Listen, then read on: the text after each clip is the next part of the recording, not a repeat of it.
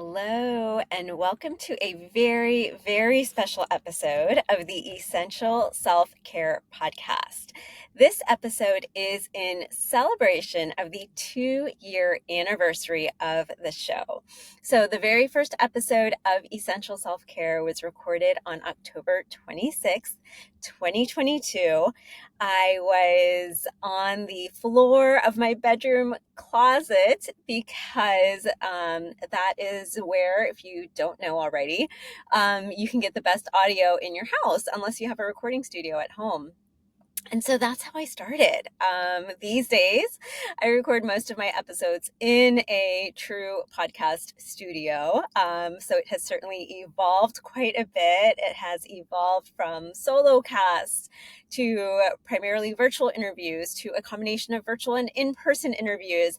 And now for this very special episode, we actually recorded a live podcast episode during our celebration event. This live podcast episode brought together local thought leaders within the wellness, self-care, mental health space for a panel discussion where we talked about all things self-care. The panelists shared a bit about their personal self-care journeys. Each of the panelists on this episode also have their own show where they are bringing light to similar and complementary conversations. And so this episode is a little bit longer than my usual episodes, but I think you'll really, really enjoy it and you'll get a lot from it. So please tune into the whole episode, and thanks for being with me on this journey, whether you've been listening from day one or just recently discovered this show. Your support means everything to me, and I really can't do this without you listening and tuning in each week and sharing this show with your friends and family and colleagues and anyone else who you think would benefit from tuning in. As a reminder, Essential Self-Care is a show for those of us who are, let's face it, too busy for self-care. And on this show, I feature real guests sharing their real life stories and journeys of practicing self-care through those challenging moments in life. I also bring on experts sharing their expertise in specific tools and modalities of self-care and well-being. But for now, without further ado, I hope that you enjoy this very special anniversary episode. Thank you everyone for being here. I'm really excited. I was thinking about coming on the 2-year anniversary of my podcast, Essential Self-Care. I recorded the very first episode on October 26th, 2022. And I was thinking, what can I do? I wanted to do something really special for it, and that's where this idea came from. But actually more than that, this idea came from a series of different events, of being part of this community here at Assembly, of being a change maker, which Brenten is also a fellow change maker, and we have fellow change makers here helping me out today. Thank you so much. And seeing the amazing work that they've been doing, this event really came from community, is basically what I'm trying to get at. And from being part of a community. I was saying earlier, I didn't write out a full script, just some points I wanted to make. But I'm getting a little emotional here because about a year ago, I was feeling a lack of community. And I was really down. I was in a pretty bad place.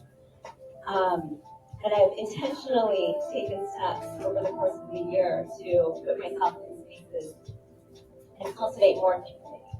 So this event is a direct reflection of that, and I thank every single person here for being here tonight, because this is how community happens.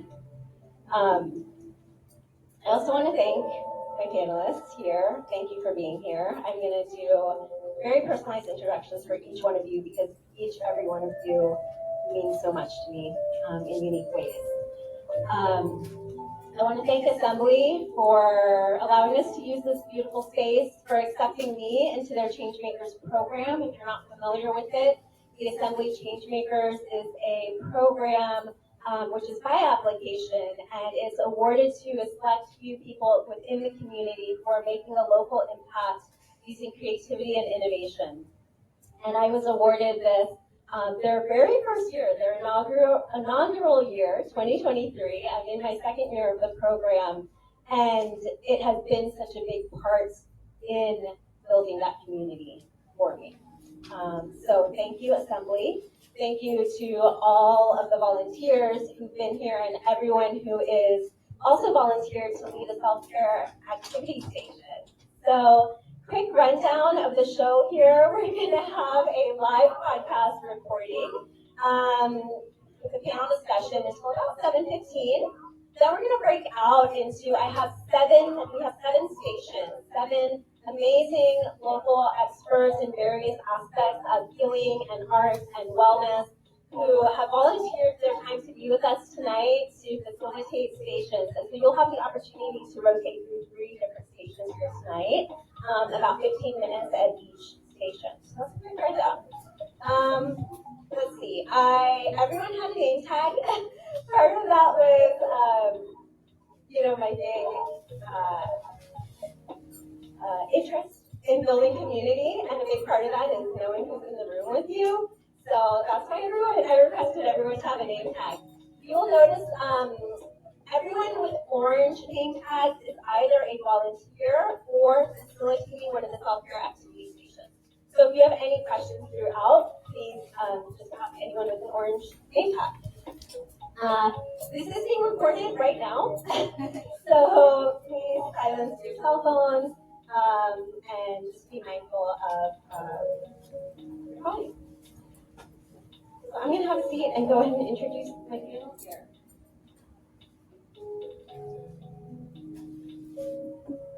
Can we go to the next slide?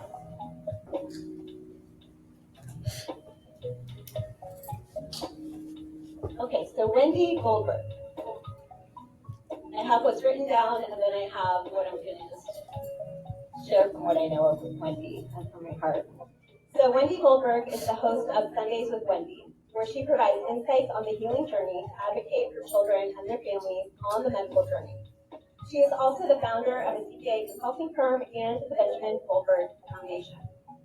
So Wendy and I met in 2019.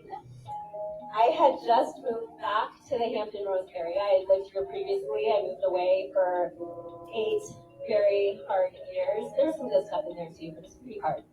And then I moved back because Hampton Roads feels like home to me. And so I moved back in 2019, and Wendy and I met because we both had an interest in bringing integrative healing to the Hampton Roads area. And that's exactly what we're both doing now through her nonprofit foundation called the Benjamin Goldberg Foundation, which I have the privilege to serve as the medical advisor, and we have become just wonderful friends through that. Stephanie Walters is a TV and event host, producer, and speaker. She hosts Before Brunch TV as a space for women to not feel like they're alone in their thinking, current state of life, or their past experiences. She engages guests on thought-provoking conversations that we typically have behind closed doors. So Stephanie and I met earlier this year, formally met earlier this year. What you may not know is that I've been attending Team Yellow Bright Sparks events since last summer, a year and a half ago, here at Assembly. So I did not mention Stephanie is also the Director of Community Engagement, Engagement and Communications for Team Yellow, which is a nonprofit founded by Pharrell Williams, focused on education, and they host a monthly Bright Sparks conversation, a panel discussion like this. So in many ways, inspired this event tonight. But I started coming to those here at Assembly about a year and a half ago, and the first one I came to, I said, I want to sit in one of those panels. I want to sit on one of those panels. And then I did. So then earlier this year, February or early March, I got an email from Stephanie inviting me to sit in on the panel for the Bright Sparks conversation celebrating Women's History Month. And we've connected and stayed friends since then. Brenten Sims is the founder and host of the I See You Grow podcast, where he engages in intimate and enlightening discussions that are essential to the holistic health of Black men. From mental health struggles to the pursuit of spiritual fulfillment, the conversations are raw, real, and relatable. So Brenten, what can I say about Brenten? So I met Brenten about a year and a half ago as well. Brenten is a fellow change maker, so we both were accepted into the first year, the inaugural year of the Assembly Change Makers program. We just instantly connected. I remember I think it was the first week that we both got accepted, and we both ran into each other here at Assembly, and we just 2 hours of my day went by the best possible way because we had such an engaging and thoughtful and meaningful conversation. And he's doing amazing work, and I've been following your journey for the past year and a half, and it's an honor to have you seated here along with the other panelists. So that's my introduction. I think I've done enough talking for right now. We want to hear from you. So I would love, can we go down the row and each of you just introduce yourself? What else would you like everyone here today and the listeners who tune in later to know about you? All right. So again, yes, my name is Wendy Goldberg, and it's an honor to be here beside Sheeple. She has been so instrumental to the growth of the Benjamin Goldberg Foundation, and an offshoot from the Benjamin Goldberg Foundation is the podcast. And it was 4 years ago, started sharing the story of healing and how I saw healing through my son's journey with cancer and inevitably his passing. And so the podcast has really allowed some growth that I didn't know I had. I was a CPA or am a CPA. And so now this creative side through the podcast and through the foundation has really just opened so many things for me. So it's a joy to, as I say on the podcast, it is a joy to share the world of healing one season at a time.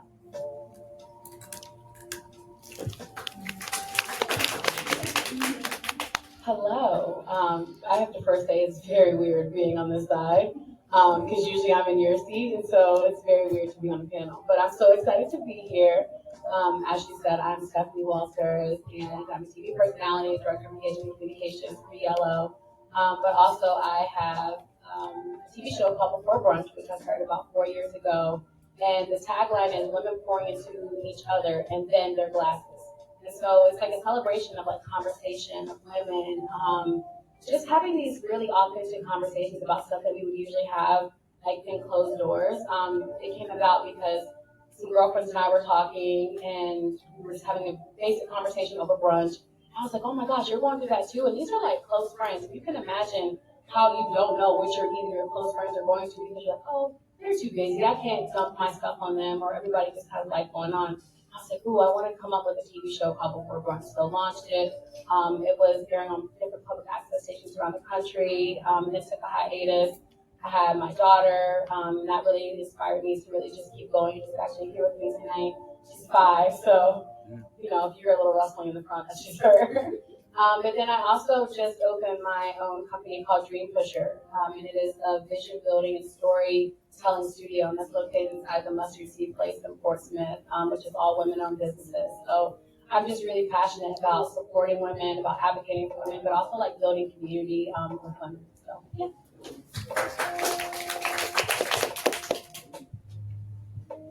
Are we allowed to clap? Okay, cool. Right, exactly. So before I talk more about myself, I did want to give you a hand. If y'all could celebrate her for bringing this up. I never want to talk about myself before I talk about the person that created this space. And so it's always an honor to be asked to do these types of things. And so thank you. You know how hard it is to bring something to life, and for it to look as beautiful as this. So congrats to you.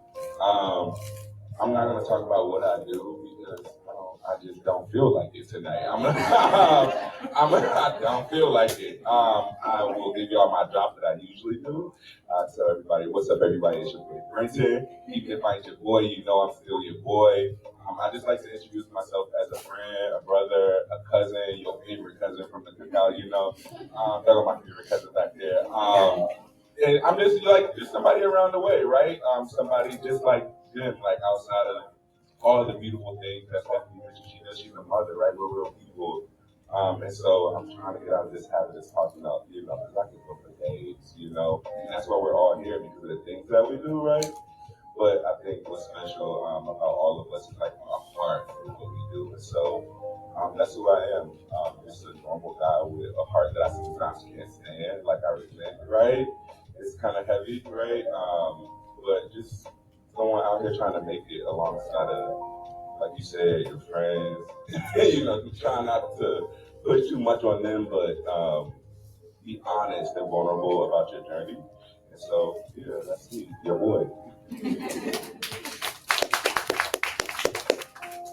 Thank you so much for taking the time to introduce yourselves in your own beautiful and unique ways. And that's exactly what this show is all about. So if you haven't tuned in, Essential Self-Care is a show all about how to practice self-care for those of us who are too busy for it. And really, we feature self-care, real life self-care stories. And I was very intentional in who I invited to, be sitting up here today because all of you are so authentic and so honest and open in your communication and in your shows and the work that you're doing, which is exactly what my hope and intention is with Essential Self-Care as well, is to bring these real life stories so that people know that they're not alone in their journey, and to bring these conversations to light. And so one way that I often will start my show is with this question. Can you tell us about a time in your life where self-care became no longer an option for you, but an absolute priority? And more importantly, what were the tools or modalities or lessons learned through that journey for you? So we don't have to go in the same order, but that's me for each of you. I know, right? She sent us a list. And I thought about a lot of your questions, and it's multiple answers to them. It's just, I had a hard time even writing them down. But I think one moment that was very pivotal to me was when my son was sick, and he had cancer and a 3-year journey. But very early on, we were in the hospital here locally at CHPD, and we were on the floor that first week, and he looked at me and he said, "Mom, why aren't you going to ballet anymore?" And I thought, wow, I mean, that was such a pivotal moment for me because number one, he recognized something was different. Number two, I needed to create as much normalcy for myself as I could. And what that forced me to do is, laying in the hospital bed with him. He was very small. He was 5 at the time. And I would have my neck I'd wake up in the morning and I would have to go to work. And, I was stiff. And a couple of days in, I said, you know what, I think maybe I'll go to yoga. I was always an exerciser, but never yoga. And I said, I kind of like intuitively felt like that's what I needed. So I Googled hot yoga studio near me and I grabbed a mat and I went. And afterwards I felt amazing. And I remember walking back. Actually, we were in New York at the time. And I thought, this is no longer, like you said, a choice for me. It is something that is making me feel better. And as a mom, as a busy mom, I was still running my practice at the time. We were between here and New York City. We never knew where we were going to be based on his needs. And I thought, this is something I have to do. And it wasn't just the yoga. It opens up a further conversation too, because it was, grabbing that yerba mate tea I love and sneaking it in my bag so I'd have it with me at the hospital. It wasn't these, it always was in a yoga class. Sometimes it's a very small little thing. And, the more you do it, the more you just integrate it. And then the more you want to do for yourself, so. Thank you for sharing. I think for me, it's been a couple of things. I would say absolutely right now because life is very hectic for me right now. But one situation really stands out in my mind, and I'll never forget. Sometime last year, I picked up my daughter from school, and I was like, "How was your day? What was your favorite part of your day?" And she said, "Mommy, I don't really feel like talking right now." I was like, and well, me growing up old school parents, he's like, "That's disrespectful. Like, what? What you mean? You're not talking?" I was like, "You know what? She's right. Like, I really don't feel like talking either. But, it's like the thing you do when you're, hey, how you doing? I'm good." And I thought about that. I was like, wow, she's really able to articulate how she's feeling and things that she doesn't want to do. Like, why can't I do that? Because I'm still saying yes to things I really don't want to do. And so I thought in that moment, well, if she's 4 and can say, I don't really feel like talking, and I have to respect that, like, then some of the things that I say, some of the decisions I make, other people are going to have to respect. And so that moment kind of shifted for me in terms of I could have taken a stance of kind of getting upset, like, oh, I feel disrespected by her. But I actually felt empowered to start saying no to things. So I don't know if anybody's read the book by Sean Around Here. Yes. But like, this has been my year. No. So I think in terms of self-care this year has looked like no to me. No, I don't want to do that. No, I'm not okay with that. No, I'm actually uncomfortable. And I think we're not honest with ourselves about how we really feel. And I think the moment that I kind of unlocked that feature of no, I started being really honest with myself about things that I really wasn't okay with. Like, you have the friendships where you're always the one reaching out, or you're always the one making the plans. When you stop doing some of those things, you realize, oh, I haven't talked to that person in 4 or 5 months. Why? Because you're not doing the one reaching out. And so when I started really prioritizing my thoughts, how I felt, the things that I actually wanted to do that were beneficial to my life and the life of my family, that really shifted my whole perspective of like wellness and self-care, because it really isn't selfish. It's like self-preservation.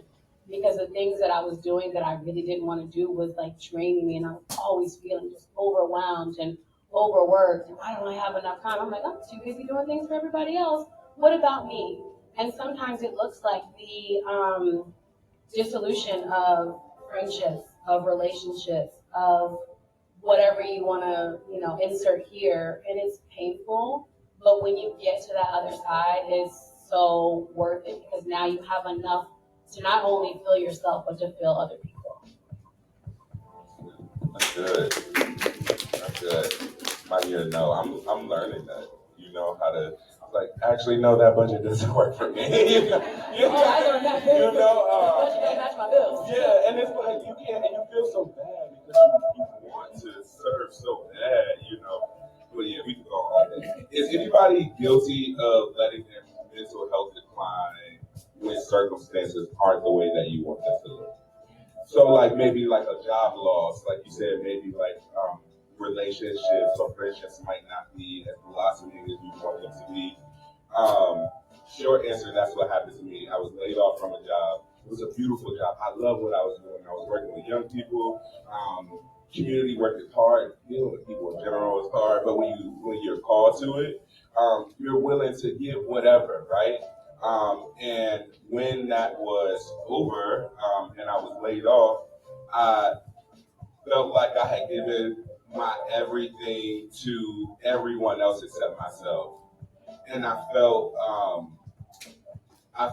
dishonest about who I was, and I felt like I had realized your work is only going to be as beautiful as you allow it to happen in you. And it's like, yes, we all have a heart for service, but it doesn't, that hand that you give people flowers to, like, if you don't tend to your own garden and bloom things there first, you can never really fully appreciate the work that you're doing to serve other people. And so this, in that situation, I've learned that, like, hey, like, you have to continue to serve yourself, no matter the circumstances. Yeah, like, you're being called to 9 different spaces, but you're the motor that keeps all of these things running. And like, you're doing yourself a disservice by saying yes more than you are saying no, because you are not loving people correctly by giving them 25%. You are not serving people correctly by giving them a portion of you. And so you can only do that when you take some things off of your plate. And obviously, like, we live with creatives, like, and we live in this digital age. If you don't keep doing work, like, you're not gonna you're not gonna get recognized, right? Like, I mean, your services won't get booked, and people will forget about you, right? But then there's something that reminds you, like, hey, you are who you are without all of the things, and that you have to continue to feed that beauty in you, regardless of the circumstance. I just was laid off from another job in February. I've been an entrepreneur for 8 months at this point, But I will tell you that my life has looked so much more beautiful because I've allowed myself to say, it don't matter what you're doing or what you're touching. You have to make sure your heart and your spirit is in there. And I think just continue changing the circumstances reminds me of that. Like the job ain't gonna always be there, the relationship ain't gonna always be there, like the budget ain't gonna always be there, but you are always there. And if you don't tend to that, like nothing else is good. And in your work, in the work that we're called to do is in vain after that. And so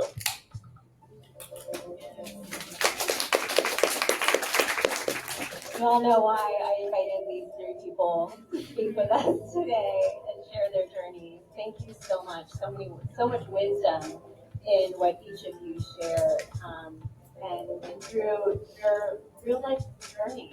And I know so many aspects of what each of you shared resonated with me. I'm sure here as well. Everyone listening right now.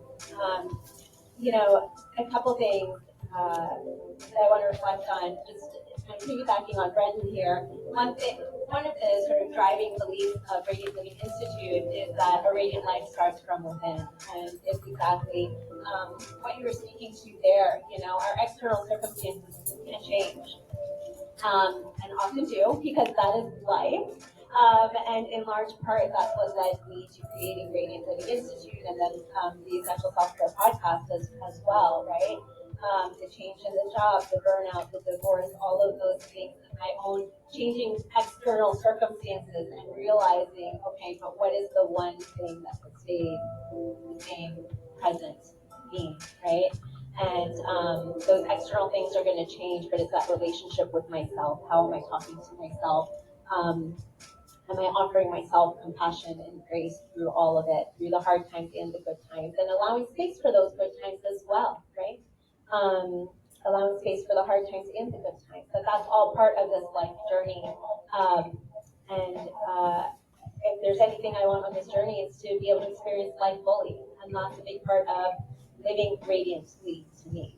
A lot of times people have shared with me, Sheila, your Instagram, it doesn't show you doing all these things like traveling and doing all these things, but I think you should share. Okay, these are like social media advisors, right? That you should share about living radiantly. And I'm like, but that's not what it means to me. It means experiencing all of life, the hard times, the good times, the in-between times, all of it. So thank you all for sharing. And I also think it was just so fascinating to hear in both Wendy and Stephanie's stories, just the wisdom of children and how children can remind us how to be present, how to practice self-care, right? And so that was just so beautiful. And coming from having worked 16 years as a pediatrician and seeing children day in and day out, there's really just so much to learn from the young ones. So each one of you has your own show where you are talking on a lot of these topics. And I'm curious, I've shared bits and pieces here today about how parts of my self-care journey led me to creating my show. You've all shared bits and pieces of that as well, but I was wondering, just more specifically, if we can go into that a little bit more. What about your self-care journey may have led you to creating the show that you host now?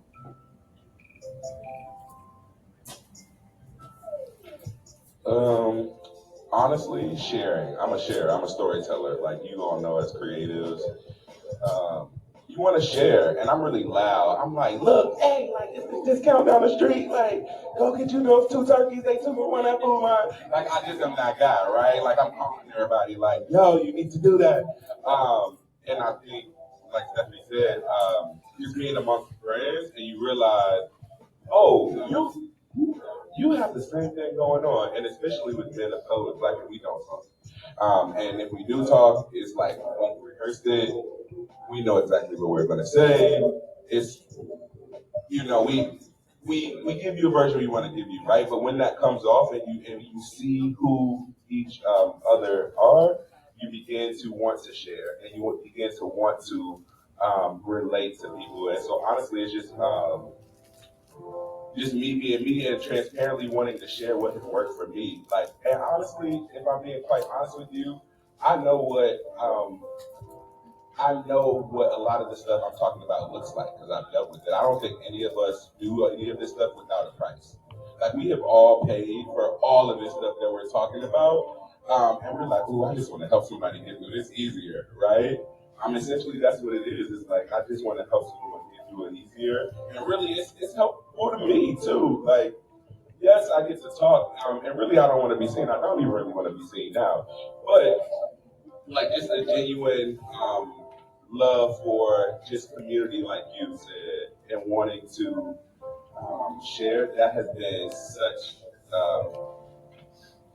such a beautiful part of my life is community and being able to lean on people next to me and being able to DM, all the people like, yo, I'm struggling, like this is what's happening. And so yeah, that I don't know if I really been answering your questions for real, but we gonna leave it there.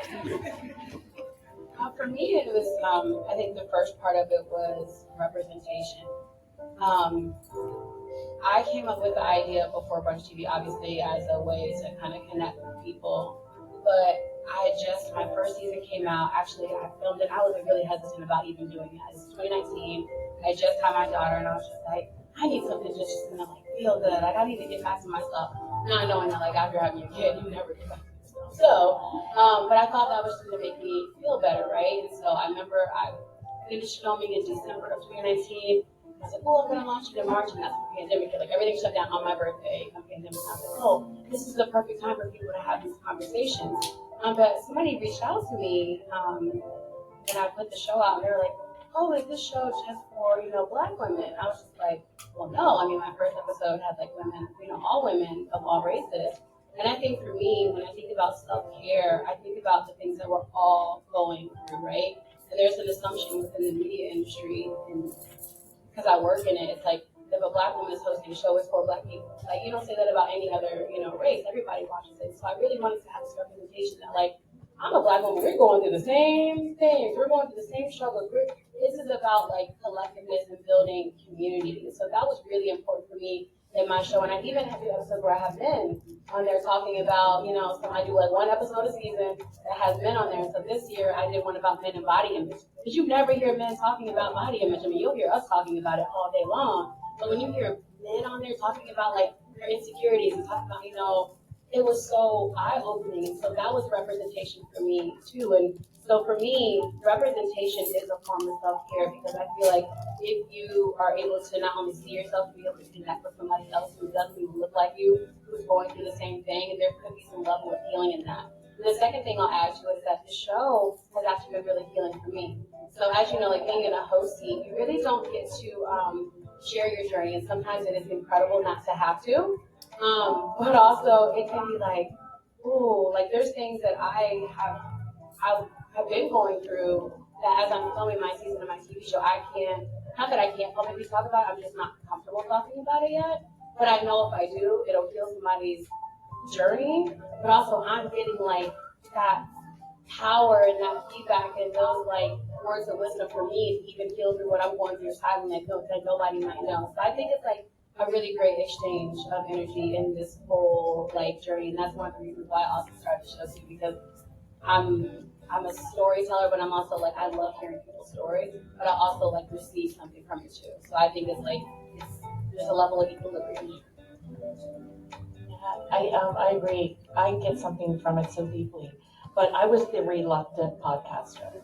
I truly did not want to do this. And I had one of my board members said, hey, Wendy, why don't you come over? And it was a Sunday. And I want you to tell the story. And I was really nervous. But it was really on her porch. And it was so lovely. And we did it. And I was like, okay, that wasn't so bad. And so, but it took someone else to push me to do this because they saw the need before I did. And I always kind of have to giggle sometimes because Ben, my son, was a natural with a microphone. His father had a big radio career. We used to joke, it was kind of like a mini Howard Stern. And he had the best voice. And I don't know if any of you would remember him. He was on the Fox morning show.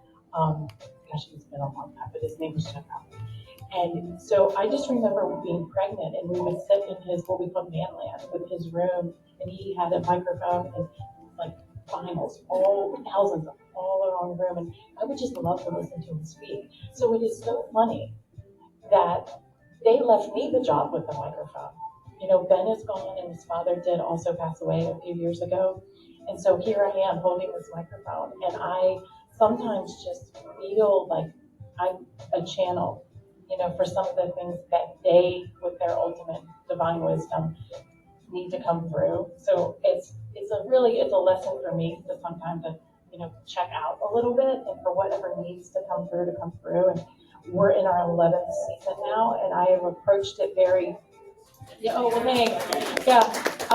I've approached it very naturally. Like the first season was just kind of my journey. We were kind of more natural conversation, but I was like, okay, this might be a little something. And I thought I want to tie it a little bit back toward the foundation of the work we were talking about then. And I interviewed healing arts therapists. And then I thought, well, it'd be really cool to tell Ben's story over a season. And then we interviewed the voice of caregivers.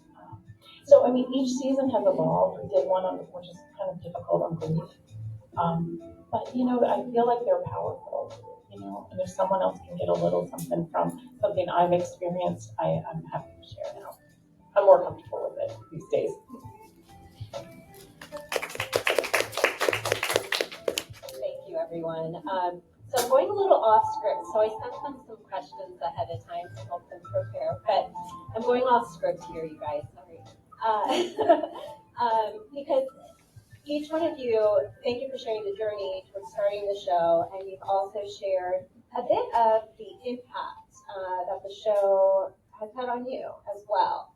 And it just made me think of and get curious about what is something you have learned through the show.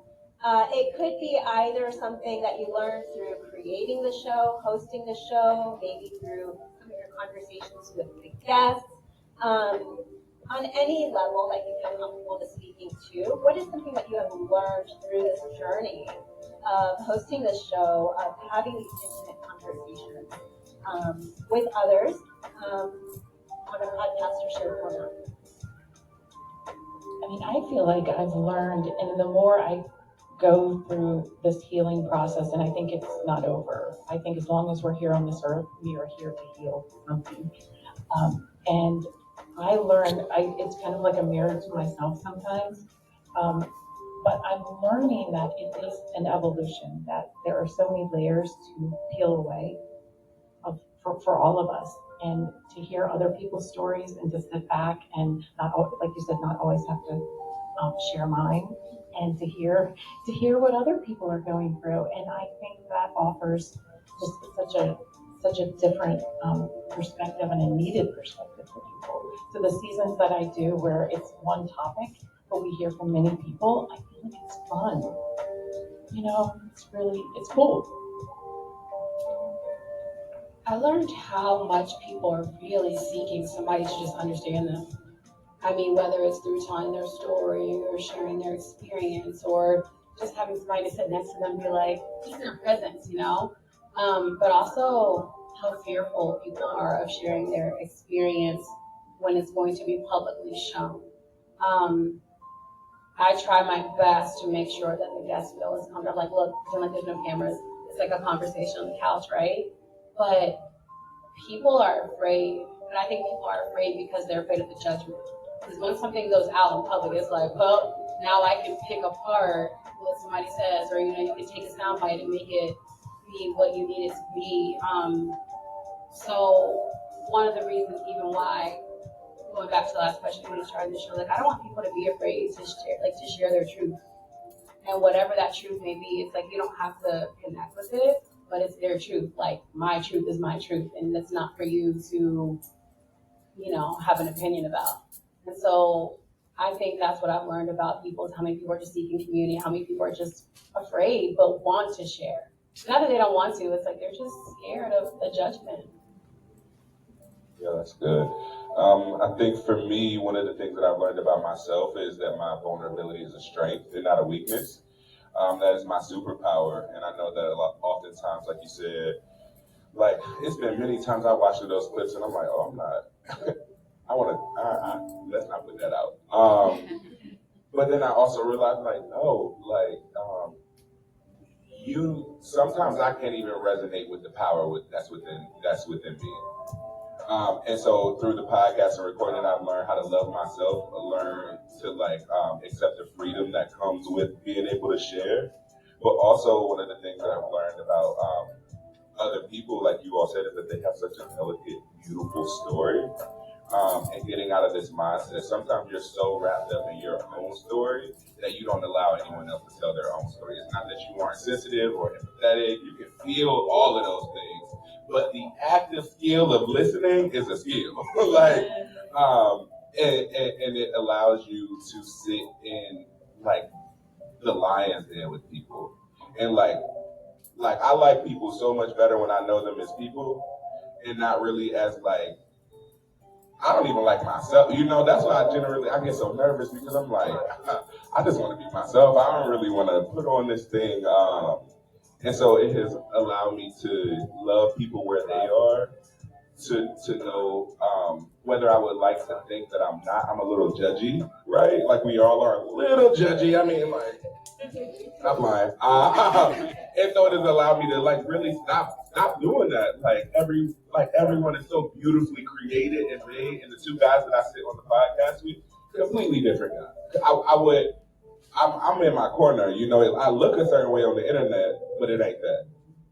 But I'm in the corner, and so sitting on set with them and having to listen in real time and even like listen to what my anatomy is saying in real time has been such a beautiful thing. And yeah, that's it. Thank you so much, everyone, for sharing. There is so much I want to reflect on here, but I can be a talker. But I want to hear more from you guys, so I'm going to put that aside. There's so much I could reflect on. Actually, I'm going to share one thing, just because it's kind of funny. So I gave a presentation yesterday, and it was about boundaries and setting boundaries. A lot of things that we talked about here today, when you guys were chatting a little bit earlier, I was like, oh, I wish y'all were here with me yesterday when I gave this presentation too about boundaries and the importance of saying no. But during that conversation, I said, I was like, I don't know about you guys, but I don't like people to know that I'm not perfect. Like, that's scary. That's hard. And I grew up in a culture where it was that was valued, right? To not share your vulnerabilities. Yet I've found through experience that it has been through opening myself up, through sharing my vulnerabilities, through sharing those moments that just feel so raw that I just need to talk to someone. I can't keep it behind a mask at all. That have led me to have the greatest connection, truly authentic connection with people.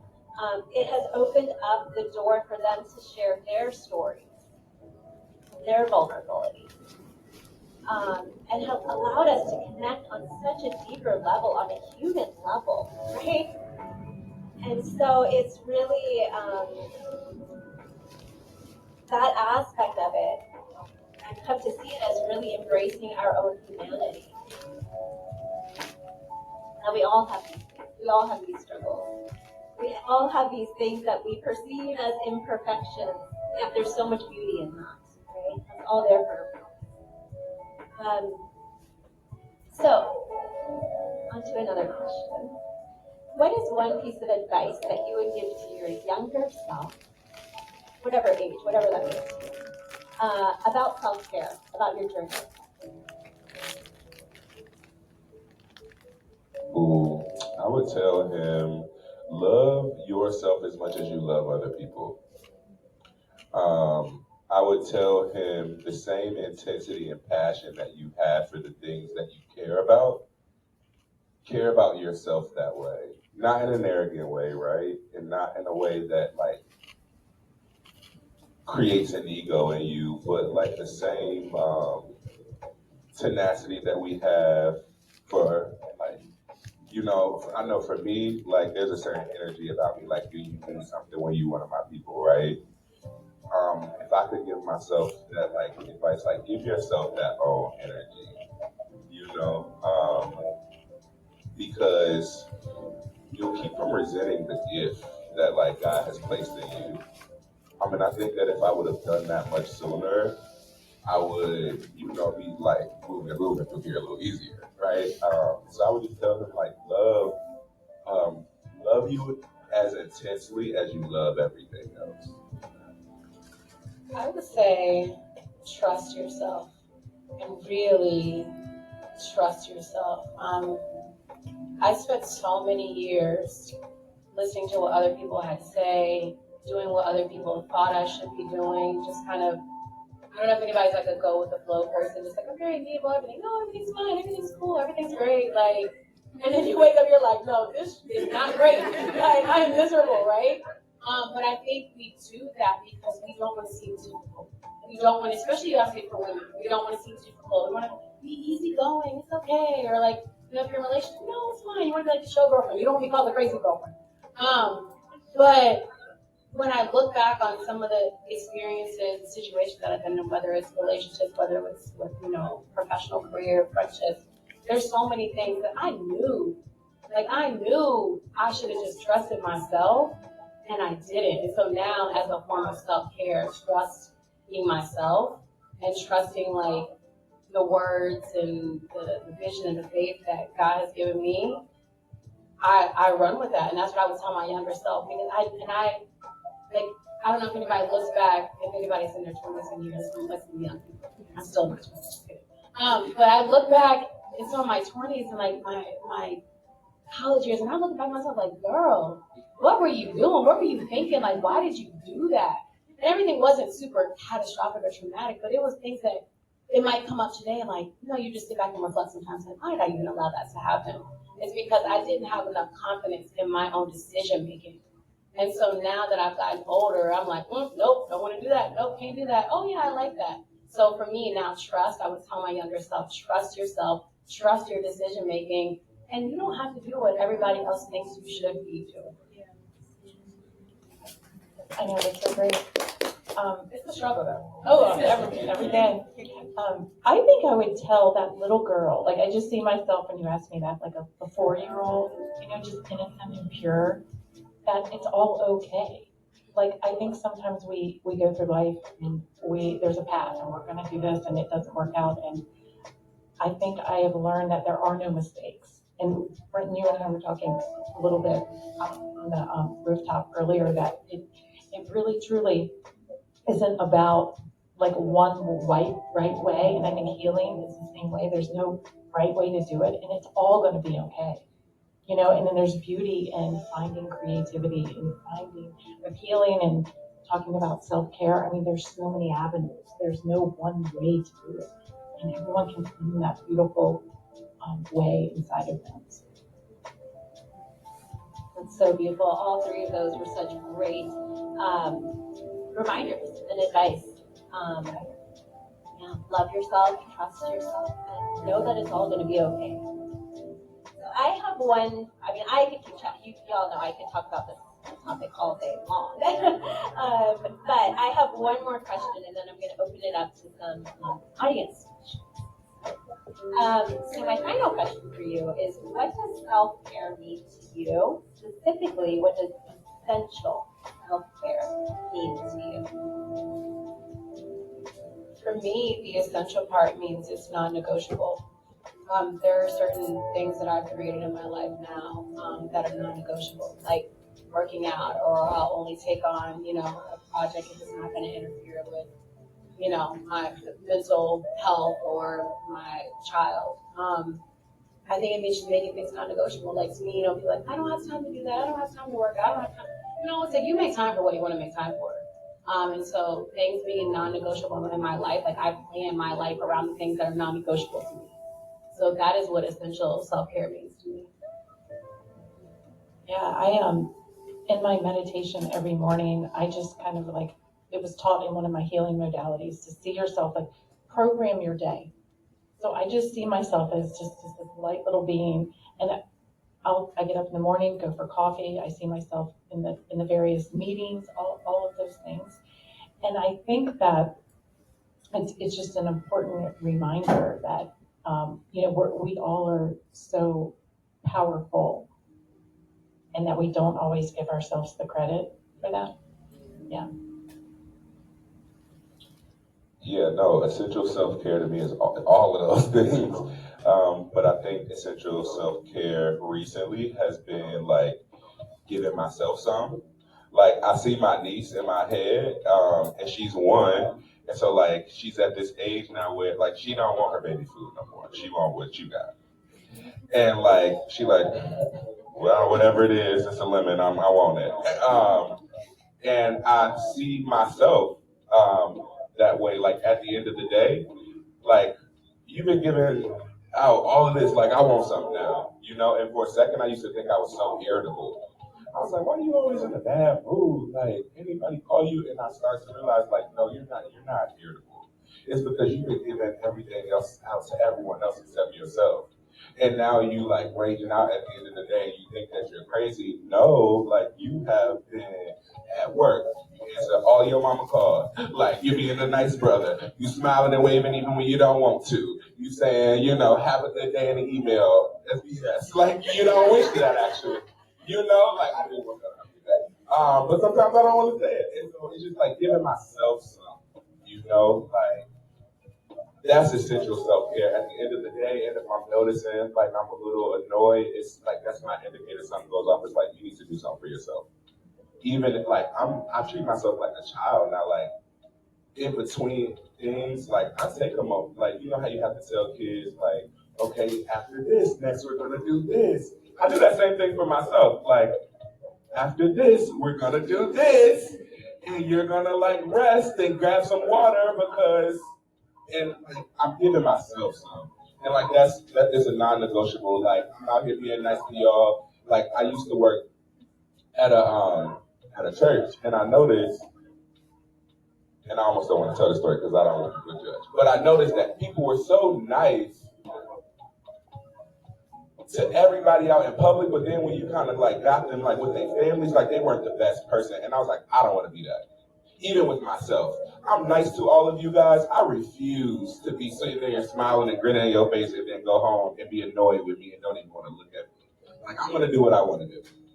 Just like I do what you want me to do, I'm gonna do what I want to do for me. And so, like, the short answer is just giving me some of that. Like that's it. Well, thank you so much. I want to open up just the final few minutes to any audience questions. So this is my second time doing a live podcast recording with an audience. First time was with my dear friend Jasmine sitting over there, who is going to be leading a fitness self-care activity station at her first inaugural Hit Fit Fest, which was earlier this year. So this is my second. But one of the wonderful things about doing a live recording is that everyone who is here today has the opportunity to participate and ask any questions that you may have. So just opening up the floor, if anyone has any questions, raise your hand. Well, first of all, congratulations to all of you on just being a creative, but also kind of starting your own businesses. I just think it's really inspiring. So with that, is there one piece of advice like a business advice you would give to maybe for someone that was wanting to start their own like creative outlet? It's crazy. Don't do it. No. It really is crazy. Yeah, I'm still working full time, like to support my dreams. But I think don't start something just for the money, number one, and then start something that you're actually just passionate about. I think sometimes so many people start things that like it's just so cliche, right? And like you don't really want to do that. Like you just doing it because everybody else is doing it. But also build community within what you want to do. Like I know when I first started a lot of my business stuff early on, even before I just launched this one, like I would call it, my friends were like my first people who were helping me pull stuff off. They were on my show. They were my first guests. I mean, really being surrounded by people who believe in you. I think the people who are around you are going to be your biggest advocates. And so I think the first thing in business is to assess who's around you. in terms of your level of success. I think secondly, in terms of actually like putting pen to paper and like actually getting the business off the ground, make sure that you are committed, like really committed to what you want to do, because the first year, 2, 3, when the money ain't moneying and the checks aren't going how you need them to go, like it's so easy to get discouraged. Make sure you're really committed to it. And I think the last thing I'll say, which is I think just a form of self-care, is believe that you are worthy and that you deserve to have what you want to put out there. I think a lot of the reasons that businesses fail is lack of confidence and lack of you even believing that you're worthy to receive what you want to receive out of your business. So just building upon like your mental agility, assessing the people that are around you, and then making sure that you're really committed to what it is that you want to do. Like when you're chasing a mission that is going to benefit people, you're never going to have a problem. I mean, it's not always the most lucrative upfront, but when you talk about like what you're pouring back into people and what you get out of that in terms of just like the human experience, it's something that you can't even, quantify in a check. I mean, checks are great.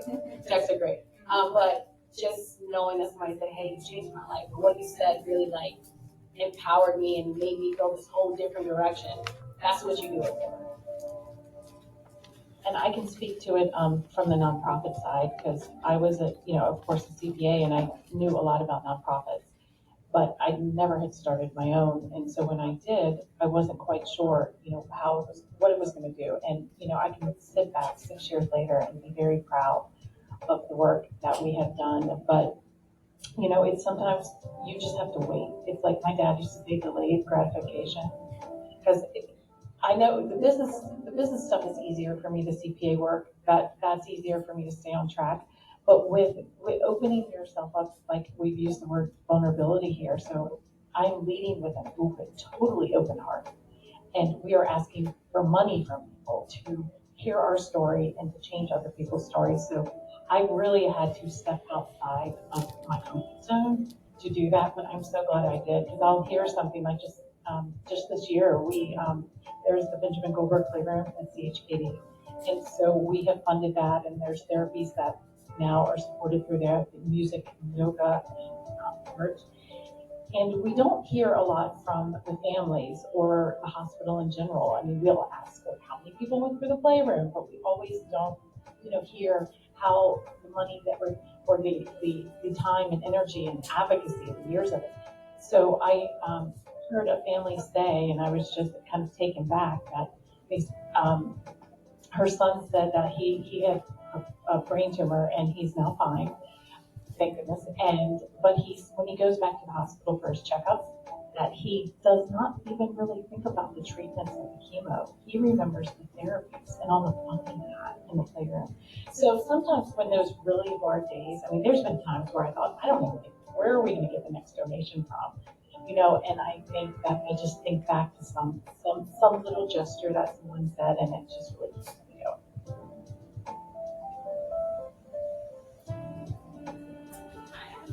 So, I just want to say thank you all for your advocacy for yourself, for showing up and reminding us as creatives that we must pour into ourselves initially, because we give so much. With that, I like to ask people that are successful, what is a favorite a favorite book or a podcast that you listen to that aligns and reminds you of your power? I've been reading this book by Deanna Lorna. It's called Unraveled. It's kind of it's a spiritual book, and what it does is it unravels your thought process about how you are supposed to live this life, and really unraveling God's purpose for your life, and living authentically that way. So I would definitely read that book, because the more that you unravel, the more that your beauty shows. And you, like, whether you strip yourself of like religion, ideologies, things that people told you when you were young, I think that it's important to learn how to kind of like shed that stuff, and it helps you. And I know for me, my business only grows as large as I do. and if I don't grow, nothing around me or that I touch is grow. So I think it's important that we read things that really beautify the spirit more. As like I'm not about to read no Rich Dad Poor Dad. I'm already struggling. Like I'm not doing that. And put more pressure on myself. Like, no, you need to get beautiful and then go do that. And then go worry about that spirit, brother. But that's it. So real. The two that come to mind for me, the first one is We Should All Be Millionaires by Rachel Rogers. And the spirit is just about the concept of like becoming a millionaire. It's like practices that you can put into place to make your life easier, right? So that was one of the first books. And then there's another book, The Subtle Art of Not Giving Up. That one is really kind of helps. It's a mindset thing. I'm also doing like the internal work, and not that we know what we need to do, but sometimes we need a book just to be like, you do. Keep going. Like I know what I need to do, but this book is just really like, yo, you don't have to give a darn about what people have to say about how you think, about how you do what you do. It's like trust in your own like power. And so I think I was like, yeah, that's right. Like I can do this, and just like added a little sprinkles on the encouragement. So those are the two that are coming to my mind. So I'm covering it. I think I go a little deep here. There's a podcast called The Next Level Soul, and I get a lot of people on the other side now, so I kind of like to pull some of that in, and it's always just fascinating to me. So he has on some very renowned mediums and psychics and channelers, and whenever I'm down, I will put on one of his podcasts, and he's interviewing people, and I think it's because they're talking about a possibility. Like a possibility of something being different. And it's always wrapped around healing and someone's journey. But, whenever I click it off, usually it's before I go to bed, I'll do it. I automatically feel so good, Yeah, so that's kind of what I gravitate to. I was going to say a crime podcast too, realizing that like it's crazier people out there than you always helps me too. So try that. I was going to say that was a great question to wrap up the episode with because, definitely you have 4 hosts sitting right here. So definitely tune into any of our podcasts. Try out all of them.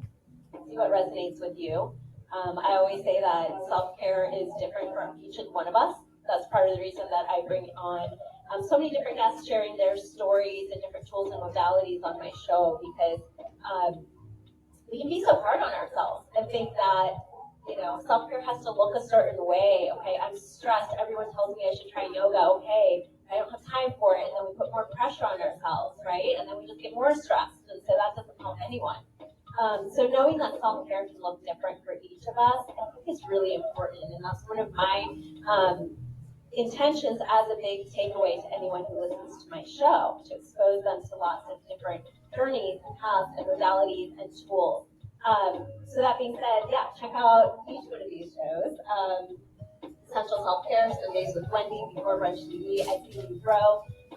Take nuggets from where you can get them, really. I don't recall if you asked that question in particular with regards to business or life in general or overall. But I will share one of my favorites, which I read. I still to this day actually haven't read it. I listened to the audiobook about 5 or 10 times. I was going through a really hard time in my life and I happened to have a really long commute. And now I'm really dating myself because I got this audiobook from the library on CD. And listened to the CDs. There were like 8 or 9 CDs to listen to this whole book. So while driving, I just switched the CDs out in the car. But I listened to it somewhere between 5 to 10 times. And it's In the Earth by Eckhart Tolle. It was so pivotal. It's definitely the book that has played perhaps the most pivotal role in my life because it really taught me how to be present. How even through the hardest situation to say to myself, to pause and say, but wait, what's here right now?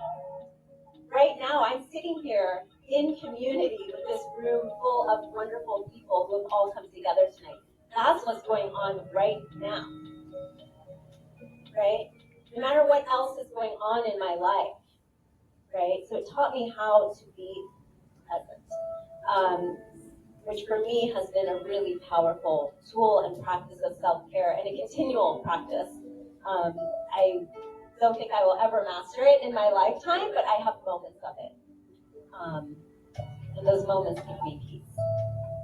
So I think we went over this time, but we're gonna be okay. We're still gonna have time to rotate through 3 self-care activity stations. Savannah, can we switch this? Okay, perfect. So you'll see we have lots of options to choose from. And again, part of this is because, like I shared earlier, I truly believe that the same self-care activity and tool is not the same for everyone. And I also believe that we need to rely on different tools and modalities through different seasons of our life. So really exposing to us ourselves to lots of different tools and modalities and really building our own toolbox can be so powerful. And so you have lots of options here. We have yoga, fitness, nutrition, songwriting, sound bath, art, and journaling. We go to the next slide. That's just a map of this area to help guide you to where we're going to be. You have the option to rotate through 3 different things. We're going to spend 15 minutes at each station that you're at. So we have art with Chris in here. We have journaling with Lindsay here. We have nutrition with Emily right at these tables right up here. The sound bath is going to be right behind that. Songwriting is the middle tables. We have yoga in the far corner on the rooftop, and fitness on the more medical terminology is coming to me, the medial aspect of the rooftop over there. But you can refer to the map, and anyone with an orange tag can help direct you as well. Thank you so much for being here.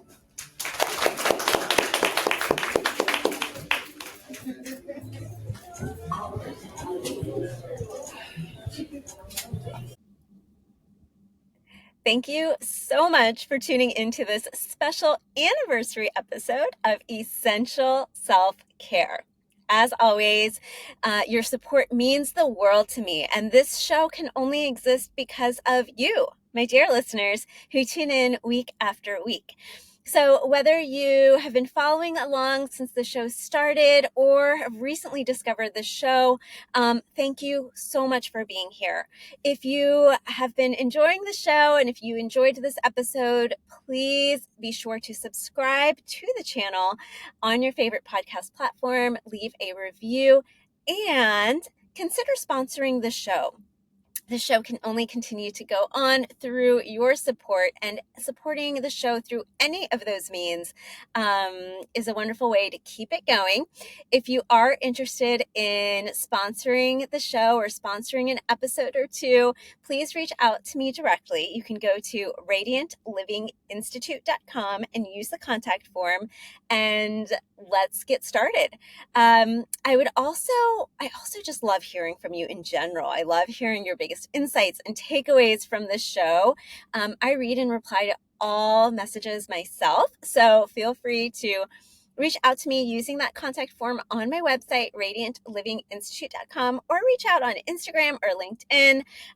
Just send me a DM. I would love to connect and hear more. And stay tuned for many more episodes of Essential Self-Care.